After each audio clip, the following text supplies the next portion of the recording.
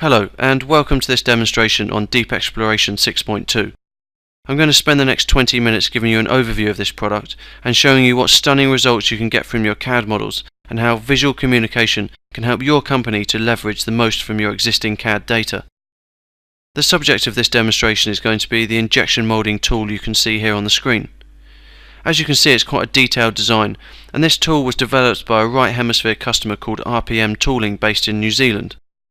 The original data was created on Pro Engineer and has seamlessly been opened in Deep Exploration.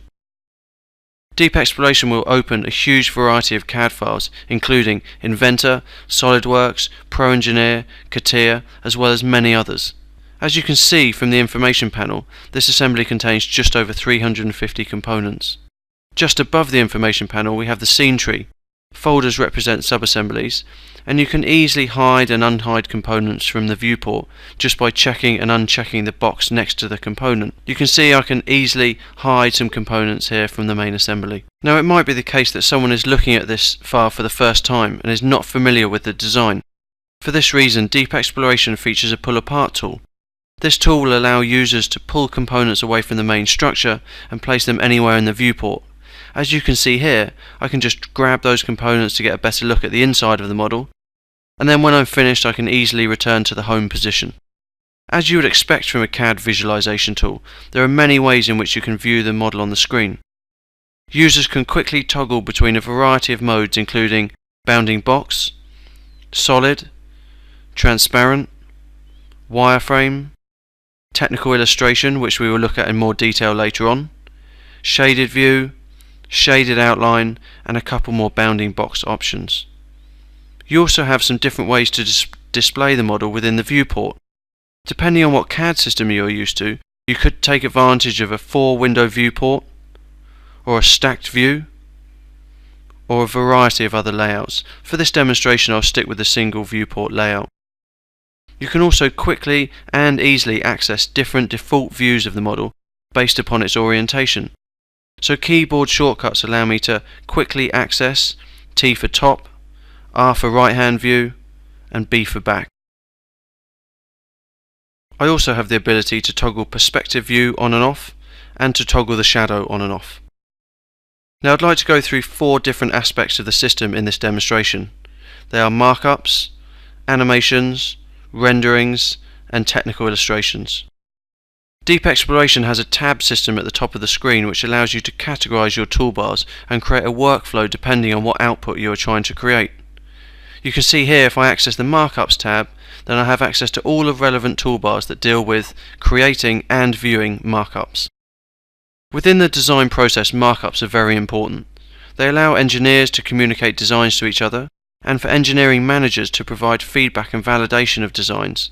Deep Exploration has an extremely comprehensive markup ability. This tab on the right hand side allows the user to save a snapshot or model view of the model.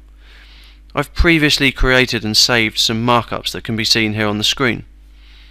This view draws attention to some dimensions that need to have their tolerances validated, and this one makes reference to a particular section of the mold and references a digital image of a prototype that's been created. These markups contain notes, sketches, images, comments, dimensions, and detailed views, all of the aspects that are required from a markup tool. I'm going to go ahead and create some markups so you can see how simple and easy it is to create a markup, and then I'll show you exactly how these markup images can be used once they've been created. One of the problems with some of the markup tools available in the CAD systems is that they use the actual engineering CAD models for the markups. This means that people need a CAD license just to comment on a small aspect of the design. One added advantage of using Deep Exploration is there is no danger of a non-CAD user playing around with the CAD models that they don't know how to use, which could end up in an unauthorized change accidentally being made. I've simply created a detail view here and hidden some of the main casings to draw attention to the fact that one of the units is wrong. And then I've also created a note. I can now very easily save this view in my portfolio of markups here. I can give it a name, and then now if I go back to my standard view, you can see that at any time I can activate this new view to see the markup that I just created. I can also save this model, and we can take a look at how these markups can be used and how these markups can be conveyed to engineers or other departments or other companies and clients. Deep Exploration has a free viewing tool called Deep View. It comes with the software or can be downloaded from the website. This tool allows people without a license of Deep Exploration to view files and view markups and amend or create markups for use within the system. This is the Deep View interface, and I can simply drag and drop our file into the viewport and wait for it to load up. You can see that visually Deep View looks very similar to Deep Exploration as I orient this model around. Deep View has the same pull apart functionality as Deep Exploration, as you can see here. It also features the same cross-sectioning ability, and I can manipulate and change the orientation of that cross-section. You can view the model in different modes as in Deep Exploration. For example, I can change this to a wireframe or technical illustration mode. And on the left hand side are various other tools. We have the ability to see and access the scene tree exactly as per Deep Exploration, and hide and unhide components. But most importantly for us is the ability to see those markups that were just created. You can see here the one that I just created, and I have the ability to amend that markup or create a new one and then save back to the native Deep Exploration format so that those amendments can be seen by other people.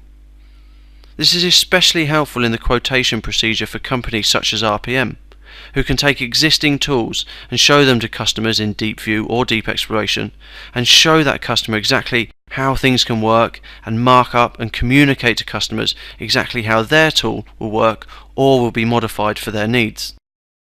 So that's an overview of markups and how they can be created and used within the Deep Exploration system, and additionally how they can be used in the free to download Deep View. The next area I'm going to cover is how to create animations in Deep Exploration. This panel on the right hand side called Steps and Procedures deals with animations. I've already created a few short animations in the file that show the flow of plastic through this tool. Animations can be a very important tool for designers and are the pinnacle of visual communication. They can be used to educate and train people, and existing customers of Deep Exploration are reporting a reduction in time to train someone of up to 50%.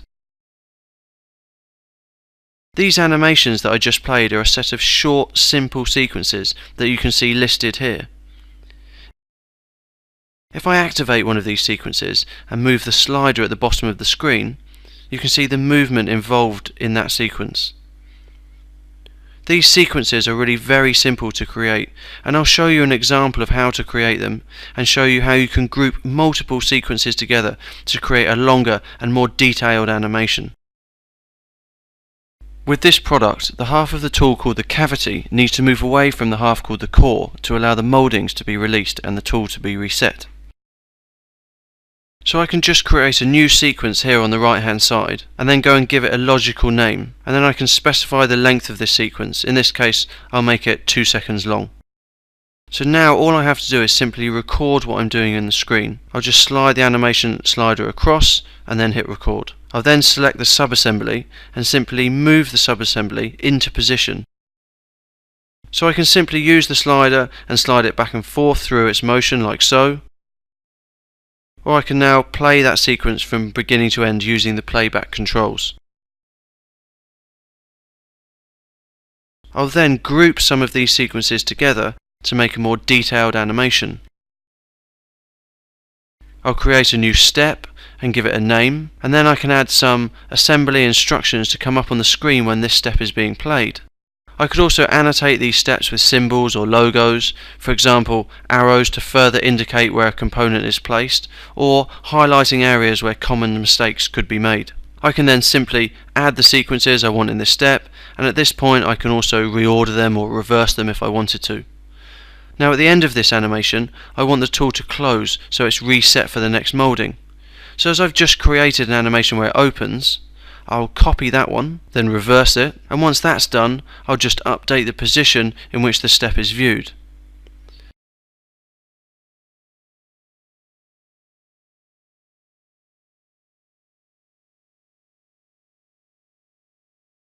and then I can play all of these steps together. So firstly we can see the animation I played earlier on with the flow of plastic being shown. And then second we will see a simulation of the actual part being moulded and then ejected from this tool. As I mentioned before, this could be used by many different departments in a company for operation instructions, for training instructions, and for service instructions.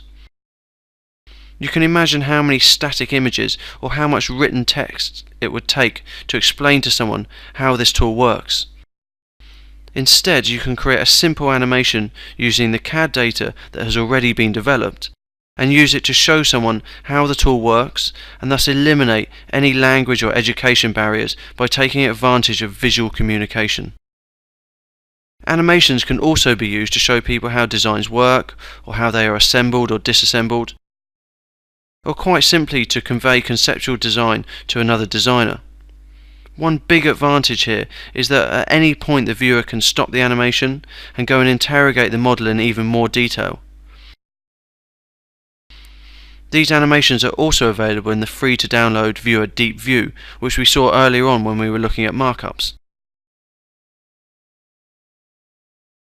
So finally, this set of steps could be output and saved as a fully rendered photorealistic file, the most common of which would probably be the AVI format.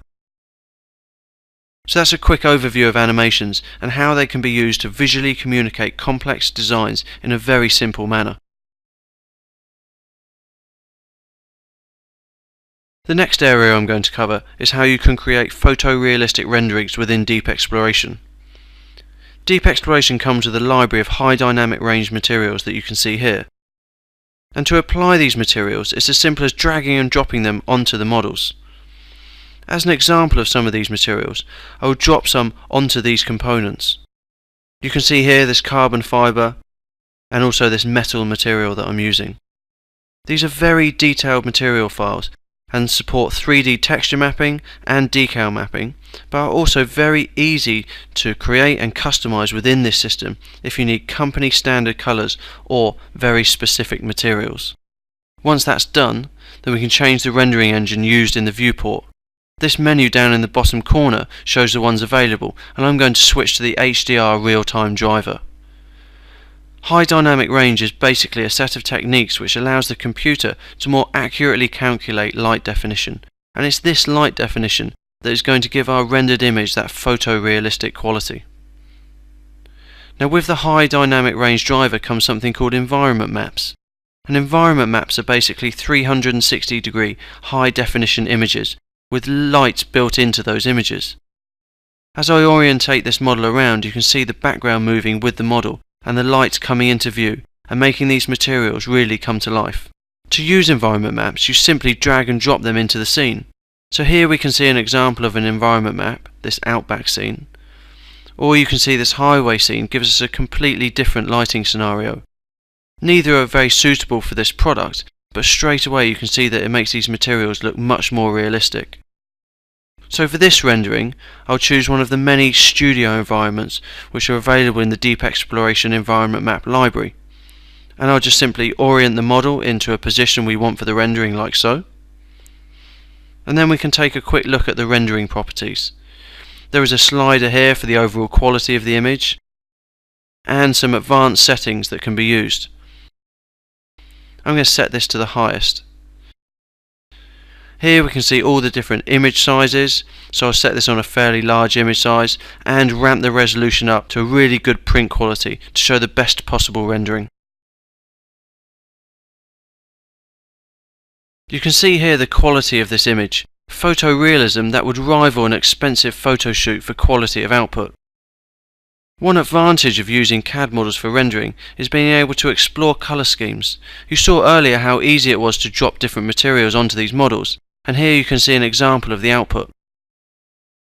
Here we will see another example of rendering with this model of the lid moulded by RPM and a simple model of the bottle it fits onto.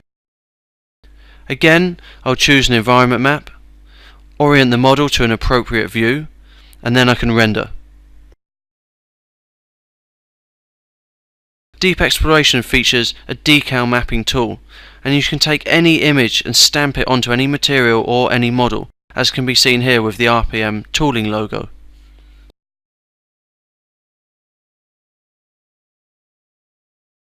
Straight away we can see the results. The system has implemented the same settings as last time, and the result again is a fantastically clear and accurate photorealistic image. A final aspect to the rendering ability of the software is that you can add any digital image as a backdrop to the scene. If I drop this image here into my scene, then I can use the standard tools to scale and move it into position, and then render an image where the product is sat on this bathroom shelf. And this is something that is key to both designers and engineers to visualize the product they're designing in its natural environment, but also for marketing departments to be able to produce material that a customer can relate to. This is the final image here. Again, photorealistic and very easy to produce in a fraction of the time it would take to prototype and then photograph this product. The final aspect I wanted to cover in this demonstration is technical illustrations. I have some images that I've created here in a portfolio called user manual images. These portfolios are an area that make it very easy to manage all sorts of images that need to be created for the documents that need to be shipped with a product, such as operation instructions, user manuals, manufacturing instructions, or service documents. If I flick through these images I've created, you can see these are going to be used as a document that covers both maintenance and service of this tool. They contain notes and different display modes, but can also be annotated with symbols, callouts, sections, detail views, and many other aspects of the system that can be used to enhance these images. I'm just going to add some detail to this final image here. I'll manually add some callouts. I could also configure the system to do this for all of the components, or I could import XML BOM data from my CAD system to make sure these part IDs match with my engineering drawings. I'll add some thrust lines here so that we know which component lines up with the others. You can see the symbols here warning the reader about various aspects for handling this tool. These are very simple to use, and you can just drag and drop them from a Deep Exploration library of symbols and then place them in the correct position. Again, a great example of visual communication. I'll then update my existing view. I can now export all of these images together in a format, size, and resolution of my choice. Here we can see those JPEG images, and they are ready to be dropped into the service manual document that is being created. I also have the ability in Deep Exploration to render as a vector image such as DXF or CGM or an Adobe Illustrator file. Here you can control those thick and thin lines, which again are quite characteristic of technical illustrations, and I can add a BOM table based on the balloons that I created earlier, and I'll just save this to a certain location. I'll just drag and drop this into Deep View, and here is our illustration. So you can see as I zoom in, then I can select all these individual lines, and if required I can take this into another application to edit it. So that's an overview of technical illustrations, an important aspect of the design process, and an area that is becoming an increasing bottleneck for some companies that have the need to create and ship documentation with their product. You can see here how quickly and easily TechPubs can be created within Deep Exploration. The final aspect of this demonstration is how to output this data to a PDF file. You can of course use Deep View to share your data, or you can use one of the many PDF templates that are built into the system, as you can see here.